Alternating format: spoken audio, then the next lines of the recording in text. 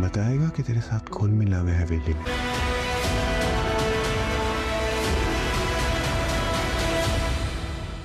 गुलजमान कल सरबरून के साथ गया था ना? उसके शौहर का कत्ल हुआ है और मैं जानती हूँ कि कातिल कौन है। मुझे पता है वो शहर में नहीं है, वो जागीर की हदूद में कहीं। शीरीन की हालत काफ़ी ज़्यादा ख़राब है। उसके और सोहराब के नाजायज़ ताल्लुकात की वजह से वो माँ बनने वाली है, लेकिन वो सोहराब को बता भी नहीं पा रही क्योंकि वो पहले ही बहुत ज़्यादा गुस्से में है। उसकी कोई भी बात नहीं सुन रहा। उसे तो सिर्फ सरबुलंद की फ़िक्र लगी हुई है कि वो ज़िंदा बच गया है या मर गया है।